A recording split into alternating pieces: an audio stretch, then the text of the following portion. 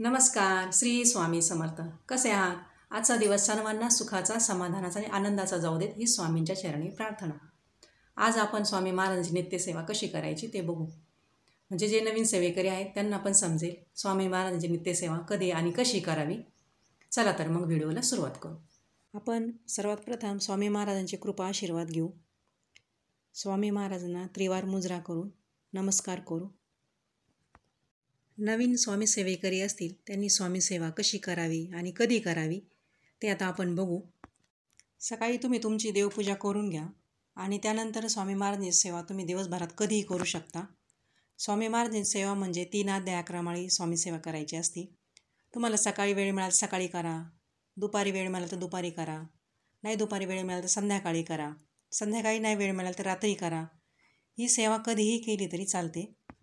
ही सेवा करण्यासाठी तुमच्याकडे स्वामीचरित्र ग्रंथ लागेल.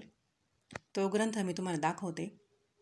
तर हे बघा, हा स्वामीचरित्र सारामृत ग्रंथ आहे.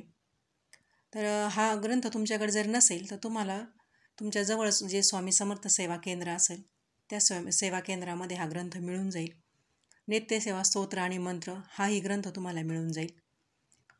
तिथं दुर्गा सप्तशती, मल्हारी सप्तशती, नित्यसेवा आणि पूजेचं सगळं साहित्य, आपल्याला जे काही साहित्य लागतं ते साहित्य, जपमाळ, तुळशी जपमाळ, ती सुद्धा तुम्हाला तिथं मिळून जाईल. सुरुवातीला तुम्ही स्वामीचरित्र सारामृत, नित्यसेवा आणि जपमाळच घ्या.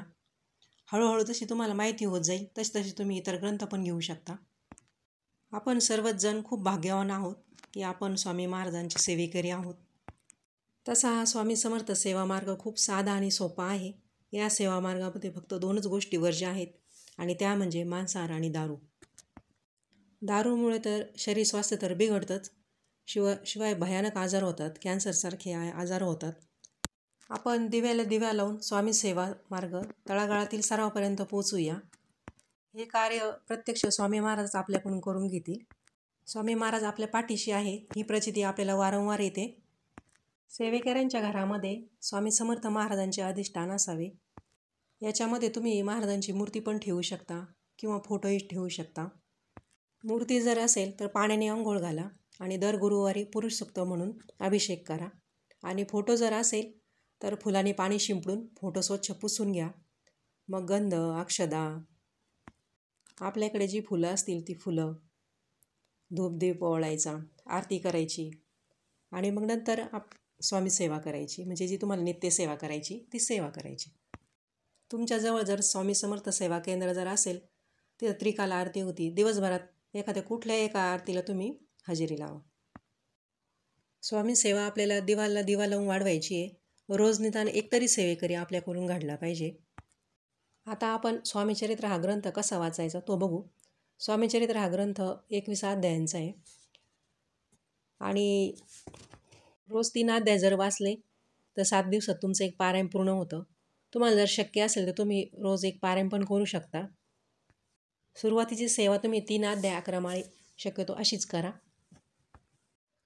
पहिल्या दिवशी आपल्याला 3 अध्याय वाचायचे, म्हणजे 1, 2, 3. दुसऱ्या दिवशी 4, 5, 6. तिसऱ्या दिवशी 7, 8, 9. चौथ्या दिवशी 10, 11, 12. पाचव्या दिवशी 13, 14, 15. 6व्या दिवशी 16, 17, 18 आणि 7व्या दिवशी 19, 20, 21. 8व्या दिवसापासून परत पहिला, दुसरा, तिसरा अशा प्रकारे ग्रंथाचं आपल्याला वाचन करायचं आहे. रोज श्री स्वामी समर्थ चरित्र सारामृत या ग्रंथाचे 3 अध्याय आणि 11 माळी श्री स्वामी समर्थ या षडाक्षरी मंत्राचा जप करायचा आहे आपल्याला. लक्षात असू द्या, श्री स्वामी समर्थ, श्री स्वामी समर्थ, श्री स्वामी समर्थ, श्री स्वामी समर्थ, श्री स्वामी समर्थ असा आपल्याला 11 माळी जप करायचा आहे.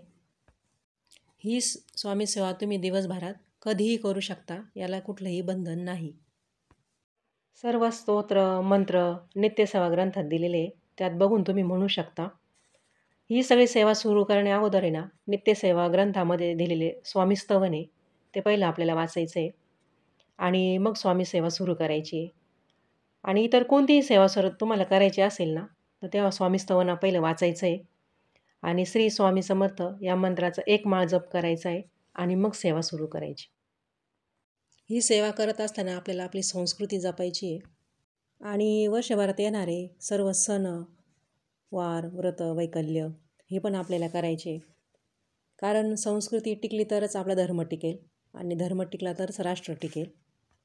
तर अशा पद्धतीने थोडक्यात नित्यसेवा कशी करायची आणि केव्हा करायची हे तुम्हाला मी सांगितलं आहे. स्वामींनी जशी मला बुद्धी दिली त्याच पद्धतीने मी तुम्हाला पुढं सांगितलं. व्हिडिओ आवडला असेल तर व्हिडिओला सबस्क्राईब करा आणि सबस्क्राईब केलं असेल तर व्हिडिओला लाईक आणि शेअर करा. संपूर्ण व्हिडिओ पाहिल्याबद्दल धन्यवाद. श्री स्वामी समर्थ.